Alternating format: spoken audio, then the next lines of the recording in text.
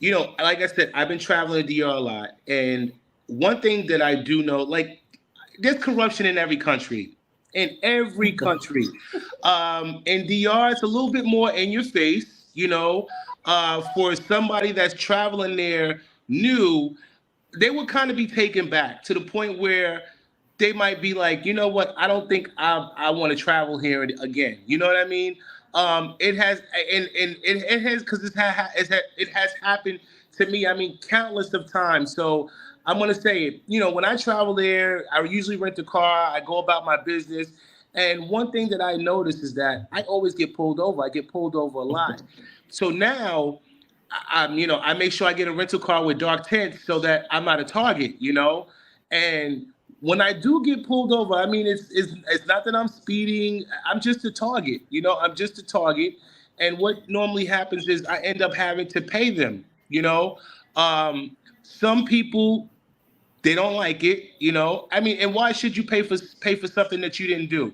So my question to you is, when somebody is faced with that situation, what should they do? I mean, is there laws to protect that? And in the event a cop gets caught trying to extort money from a foreigner, what happens to them? Okay. So I kind of figured that you were going to touch on that because that is something that a lot of foreigners would like to know, especially from a cop. I can't go into visual details, but I can tell you at least certain little tidbits, let's say life hacks, let's call them that. Things that you could do to actually see you already used one. Tinted windows, it's very rare to be pulled over with that. Now, here's the question. At what time were you driving those times that you were pulled over? Was it late at I'm night? Was it daytime? Or was it just random? daytime, nighttime. One time I was in, like I was in the barrios, man. My thing is this: if I, but you know, let me just elaborate on that a minute. Yes, yeah, yeah. I'm one of those people. When I go travel DR, I want to experience everything. I don't want to Everything. just be, Okay. So I'm not afraid to be in the barrios. As long as I'm safe and I'm okay, and I'm not one of those people that draw attention on myself. But yeah, I got pulled over by one of the military cops. Coming out of the barrio. Not that I had anything on me, but they wanted some money. And I gave it to them. So let me ask you a question: Is that part of the culture? Is it part of the culture? This is the thing, and it's being outmoded. A lot of people don't know that before 5 years ago, you want to know what a regular cop's salary was? Oh, Two I know hundred they don't make much. dollars. Yeah, Uh, exactly. I'm being forthcoming. The thing is that as cops, we were taught that we aren't supposed to do wrong things, but we need to survive. It's something that you pick up. You may say it's part of the culture, but it really depends on where you're working. It depends on how your life is going because it's mhm. not something that everybody does. Okay. Even I had to work for 3 years in Santiago back when I was starting out. I've been in the police for 11 years.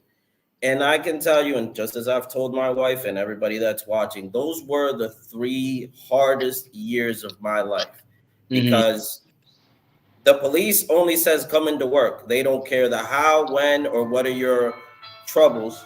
They just want you to come in, period. Uh-huh. That's just how it is. So you have to try to make it work. I don't know if you understand where I'm coming from. No, So the I thing do. is, the thing is that there are cops that do that. There are some that will help you out of the goodness of their heart without expecting anything.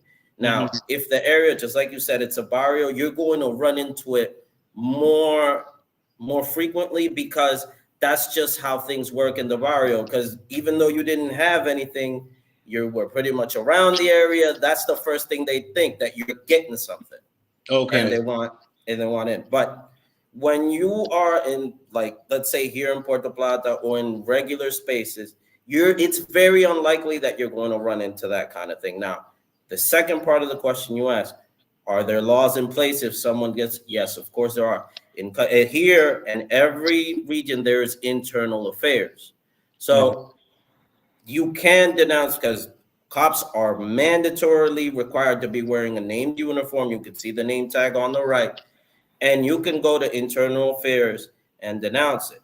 Mhm. That's one thing. People think it's like, oh, I only came in for a week from the States. I'm not going to mess around with it and nothing's going to happen. That's wrong. As soon as they get questioned, they do investigate. Because me, for instance, I'm part of a division that's called Inspectoria, which is for investigating the wrongdoings of cops during service when it comes to protocol. Now, internal affairs, it's when it's against morality, like taking money, extorting, and stuff like that, because it happens. Now, I've seen a lot of cases that people think, well, there was this case in Sosua where this man crashed into a unit. I can't remember. I can't divulge his name or when it happened. It happened a couple of years ago. But you know what happens when you have an accident, right? Right.